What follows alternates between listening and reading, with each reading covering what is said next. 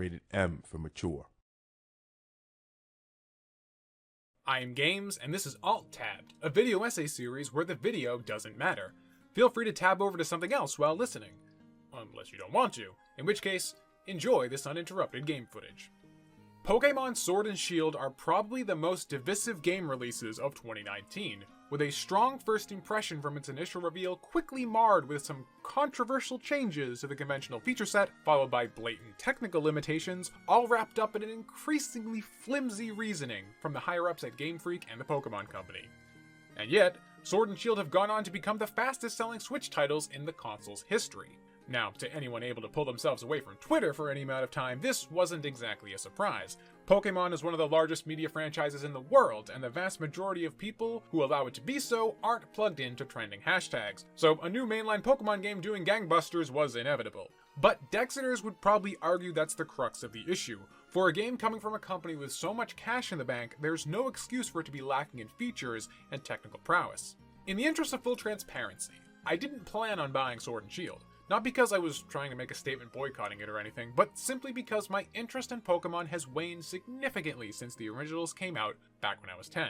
The last Pokemon game I really sank a lot of time into was Gen 2, and other than a little bit of time playing Ruby and Pearl at the time of their release, I've largely ignored Pokemon. But a friend of mine offered to buy me Sword as a birthday gift, and I was interested to see how the final product turned out after observing and commenting on the controversy surrounding this game. So, for the first time in over 10 years, I started a new Pokemon journey in earnest. I'm about 12 hours into the game now, have 3 badges, and have spent a fair bit of time exploring the Galar region, or at least as much as the game allows. This isn't a full-on review of Sword and Shield, but more of a first impressions from someone rather neutral on not only the whole controversy surrounding this game, but on Pokemon as a franchise as it currently stands. Everyone who's campaigned hard against the issues they had against Sword and Shield weren't just talking out of their asses. While I personally am not hugely bothered by the National Dex cut, since I've never invested or had the time to catch every single Pokemon since the original 150, to the series' most dedicated fans, this is a huge setback to a feature that has been a staple of the series for almost every game. There's really no getting around this issue. If you are a hardcore Dexit person, Sword and Shield does nothing to address the issue, and just hopes that the roughly 400 monsters included will be enough to sate you. Something I can speak more about, since it's something that will impact everyone experiencing this title, preferences or not, are the glaring technical limitations on display in Swish. Is that not how we say this? I've always just been reading SWSH as swish. You know, like swinging a sword. Swish. Am I the only one doing that? Is that weird? Fuck it. The Switch, the console, is hardly a graphical juggernaut, but it has achieved some pretty incredible feats considering its featherweight hardware. From first-party marvels like Mario Odyssey and Breath of the Wild, third-party efforts like Astral Chain, to brute-forcing current-gen ports like Doom and Wolfenstein, the Switch has proved itself to be capable with some ingenuity, whether in the hands of Nintendo or their partners. Game Freak, it seems, aren't keen on this ingenuity. Sword and Shield look like they'd be more at home on the original Wii or the PlayStation 2, rather than the Switch. The game features a dearth of character model detail, low-resolution textures, a stuttering frame rate, and, most glaringly, unacceptable levels of pop-in. I haven't seen draw distances this poor in a video game in almost 2 decades. Characters and objects routinely pop in from only a few yards away from you, which can actually interrupt gameplay if you're, for example, in the wild area on a bike, and suddenly a massive level 55 Steelix that should have been visible from the fucking stratosphere pops into view right in front of you, begins to curb stomp your entire party of mid-30s monsters as you desperately try to run away! Yeah. Even in battle, where this shouldn't be an issue, Swish's engine seems very limited in the amount of things it can draw on screen. Trainers, who by default are visible behind their Pokemon, blink out of existence momentarily if a Pokemon uses a move that requires an additional visual effect. The amount of backdrops for battles are also unacceptably poor. While I can forgive the rather sterile environments themselves, the fact that there are story battles that take place in a city that suddenly transport you to the generic grassy field environment when the battle actually begins provides a truly antiquated feeling of visual whiplash. The game's battle animations are similarly subpar. While not every animation is as bad as the now infamous double kick, there aren't nearly enough. It's a real shame too, because the game gives glimpses of what could have been all the time. Pokemon do have 1 or 2 decently choreographed animations that are actually really well done, and starters seem to have signature moves that essentially get a mini cutscene. The problem is that these 1 or 2 animations are then recycled for all of the Pokemon's interactions, and what was cool quickly becomes kinda lazy instead. Having multiple animations for every Pokemon is a huge task. But Game Freak has built a game around collecting and raising monsters that they want you to build a connection with, and the bond is lessened when every one of them feels like a robot in battle, lifelessly performing the same canned animations as different effects are drawn on top of it. The entire game is a technical mess, and the fact that it comes from Nintendo themselves and stands alongside other RPGs on the system like Breath of the Wild, Dragon Quest XI, and Xenoblade really paints Game Freak in a poor light. There's simply no soft way to put it. Sword and Shield is an ugly, technically impotent title that's far below the standards for the Switch, let alone this console generation. Issues like these could be forgiven when Pokemon was on a handheld, but the Switch is Nintendo's flagship hardware, and people's expectations are much higher, and these concessions become much more jarring as a result. People at Game Freak who did care, though, were the guys working on the soundtrack. Pokemon has always had some pretty catchy tunes, but so far, Swish has some of my favorites in the series. The general Wild Encounter theme is a total earworm and hasn't gotten stale yet, and the Gym Leader theme is an absolute banger, and really goes well with the large-scale stadium and cheering crowd. It's kind of unforgivable, though, that we're in 2019 on the Nintendo Switch and there's still no voice acting in a Pokemon game, when even friggin' Zelda has some voiceover work now, but alas, Pokemon is antiquated in a lot of ways. I know there are some people who also complained about the Pokemon in this game still using the blips and boops for cries as opposed to saying their names, but personally I've always kind of preferred that over saying their names. That always felt a bit much for me, even as a kid. My only wish is that Game Freak would update the Pokemon from the older generations to match the sound fonts of the new modern Pokemon. Hearing Boltund essentially bark, then Ninetales letting out a bit-crushed noise from hell is a pretty jarring way to start a battle. Which leads us nicely into gameplay. Now, as I've said, I haven't played a Pokemon game earnestly in years, so I'm sure a fair amount of what I'm going to be talking about has been added to the series over time. But a lot of this is new to me here, and this is my impressions, not a strict review of the game itself, so bear with me for a second. I can't help but appreciate a lot of the subtle smoothing over of pain points and niggling annoyances that the classic Pokemon formula once had.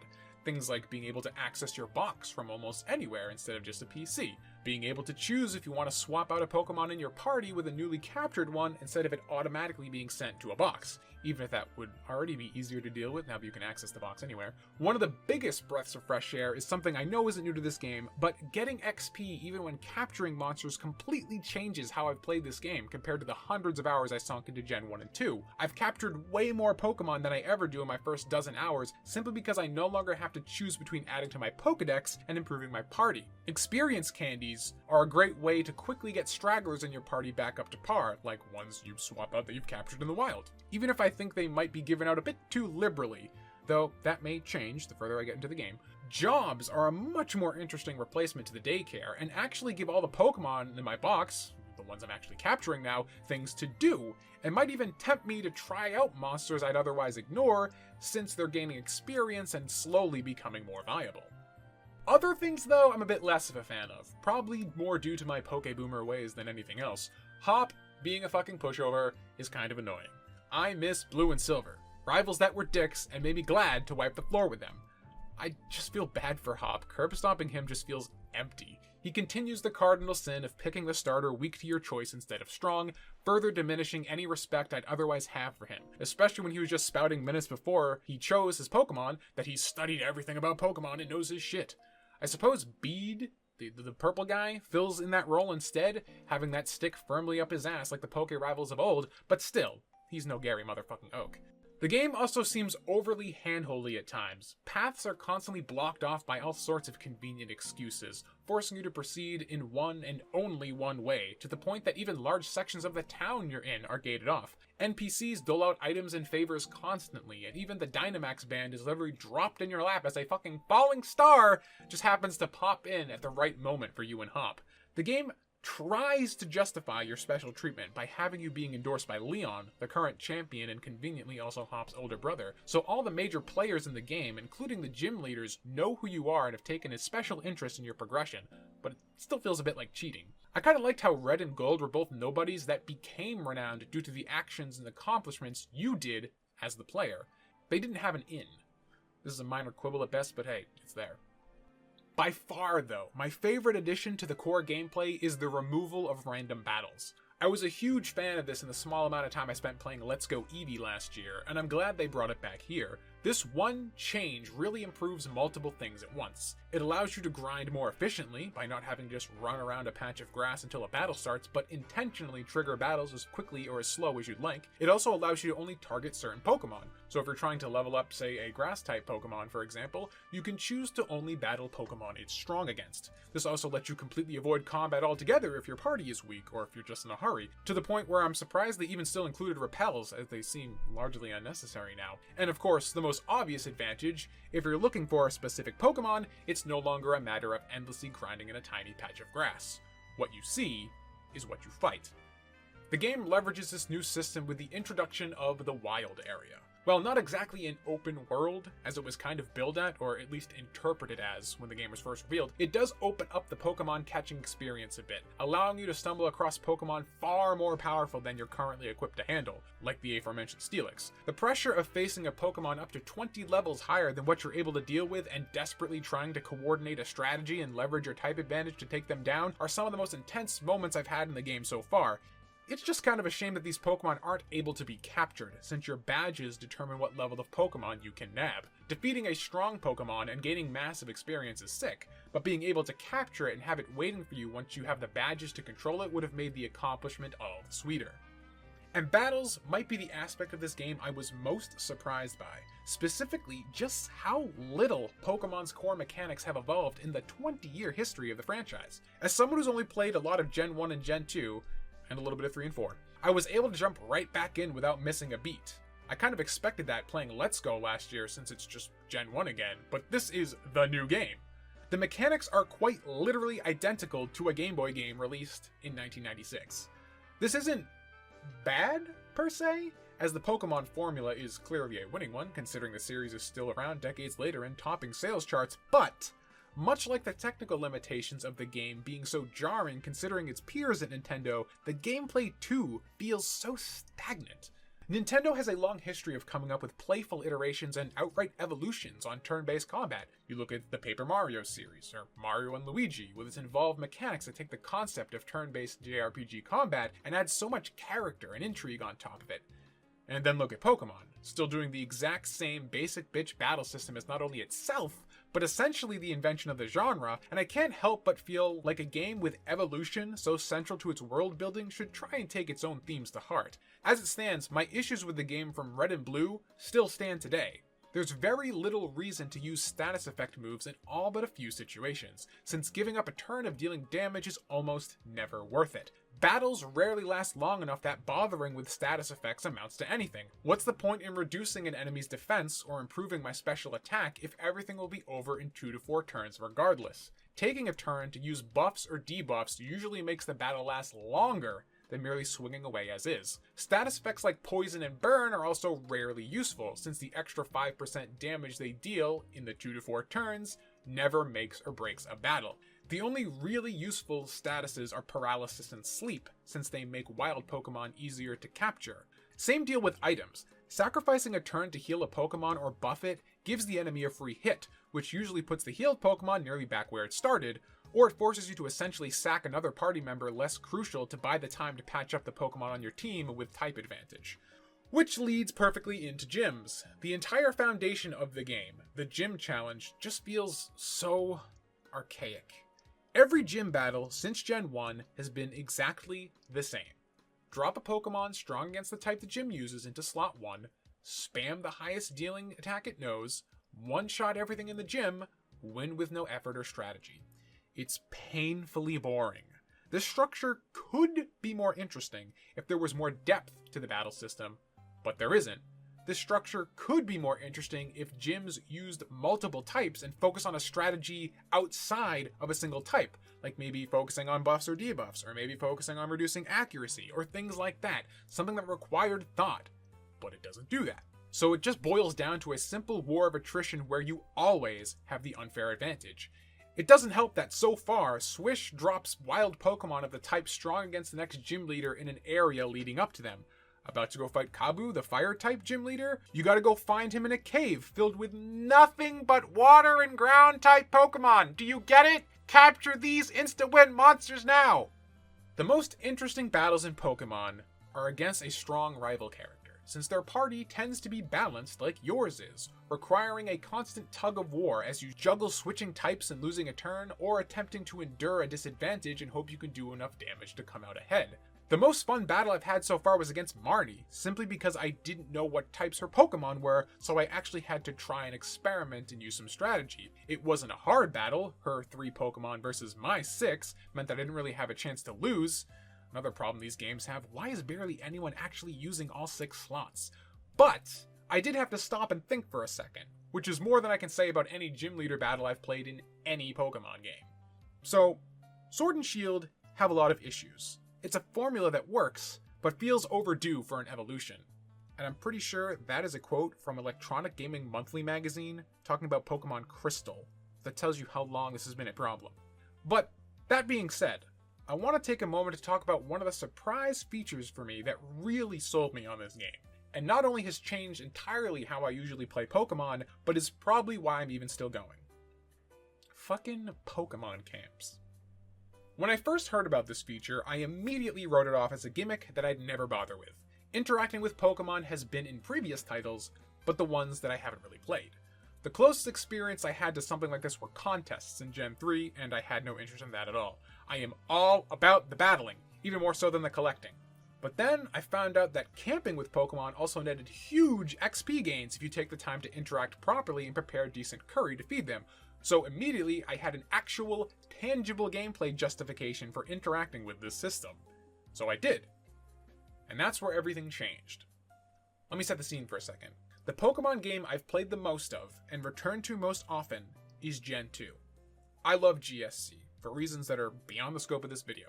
Maybe I'll talk about it in the future. But one of the things that always left me a bit disconnected from it was the whole underpinning ideological clash between yourself and Silver. Silver is looked down on by everyone in the game because he sees his Pokemon as tools. He values strength and pushes his team at the expense of caring for them as living things. And it's this cold, uncaring perspective that, according to the threadbare plot, is his undoing because the bond Gold has, you have, to your Pokemon leads to better results. The problem was, for me at least, that this bond was never really established in the game. I kinda identified with Silver a bit, simply because I was doing exactly what he was, because that's all the game allowed you to do. Pokemon in Gen 2 were functionally tools you were optimizing for peak battle functionality because that was the entire foundation of the game. Battling was how you played, so battling was all I considered when it came to my Pokemon. Sure, I wanted to use my favorites like Sandslash and Umbreon and whatnot, but that was merely an aesthetic choice, and I knew Sandslash was still shit. The game tells you that you care about your Pokemon, but that's really as far as that aspect ever went. Now, perhaps I'm just being overly sentimental, but Pokemon camps in Swish closes this gap for me. They make that intangible aspect that has always been talked about in the series tangible. You sit with your Pokemon, you eat with your Pokemon, you play with your Pokemon, you talk to your Pokemon, you see their little quirks and how they interact with each other, and they grow to love you the more you care for them. My Boltund is hyper and always running around and starting races with anyone who'll pay attention to her. My Inteleon is constantly saying it's bored or tired. My Roselia loves playing with the stupid bell thing and runs over whenever I'm playing with someone else in my party and starts batting at it again, even though I just spent 5 minutes playing with him. Yeah, my Roselia's a dude. Mere seconds ago. The camp makes Pokemon feel like more than just tools. And I found myself caring far less about min-maxing than I usually do in these games. I look at my Corviknight and I remember him as a level 3 Rookidee and how far we've come together.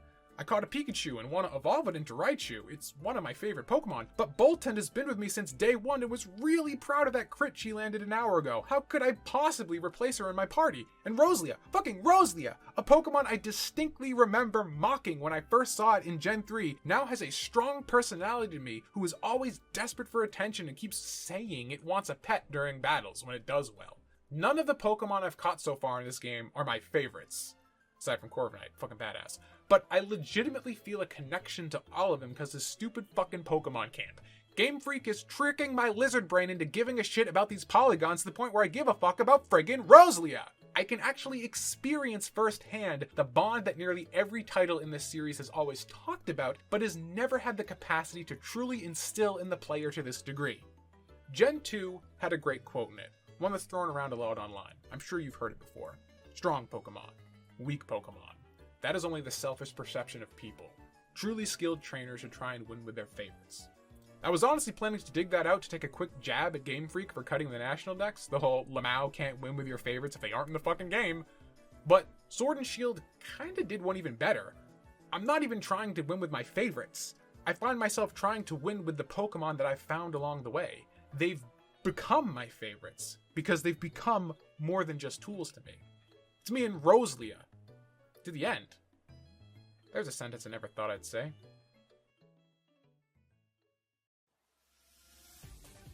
Hey, thanks for making it to the end of this video talking about my first impressions on Pokemon Sword and Shield. I hope you didn't get too mad at me saying swish a couple times in the script. I know in the last video I did on Sword and Shield, a lot of people were like, why are you saying swish? And it's a verbal tick at this point. I can't stop. I've been saying it since the game was first announced, so sorry, I'm stuck with it. You probably noticed I didn't really mention Dynamaxing in this video at all, and that's just because there hasn't really been anything about Dynamaxing that I felt worth talking about just yet, so I'm going to keep playing and see if that changes. Dynamaxing is just like, you use it during gym battles and that's it, and the gym leader always Dynamaxes his last Pokemon as soon as it's thrown out, so the last turn you always Dynamax your guy, and then it's just battling is normal, you're just bigger now. It's like Kaiju fight. That's it. So, raid battles, I also only started doing very recently because I didn't realize if you raid battle offline, it fills the extra slots with CPUs. I thought I just have to take them on by myself, which seemed not smart, so I ignored them until very recently. Yeah, so other than that, there isn't really much to talk about. I guess I'll keep playing the game. If anything else happens, maybe I'll do a full review if my position evolves, no pun intended, based on his first impressions, but I thought this was pretty in-depth. If you like this content, I'm also making a game of my own, which you can check out the demo of over on Newgrounds. It's a 2D retro action platformer starring a cute raccoon ninja named Izumi. If you like the videos I make here or that game, feel free to check out my Patreon, which helps keep all this content coming out. I also have tons of bonus content over there. I have 30 bonus podcasts for people who donate $5 a month, and then if you only want to donate $1 a month, you also get access to bonus videos and rants that I do on a semi-regular basis. The podcasts for $5 patrons are all done by viewer suggestions, so you get into the Patreon Discord, request whatever topic you want. It can be literally anything, and I will do a response discussion podcast thing about it. It's fun, it's a good time. If you want to see more Sword and Shield, I am probably going to be streaming again soon on twitch.tv/IamGames. Link is in the description. Sword and Shield is probably first on the chopping block to get back into streaming. It's been a while, but I got a new streaming setup and working on that for the last month or so. Almost ready to go. Waiting on some graphics. Might just say fuck it and get started anyway next week. So stay tuned for that. Like, comment, subscribe, all that crap. Thanks for listening. Have a good day. Remember to be the games you want to see. Talk to you again in the next one.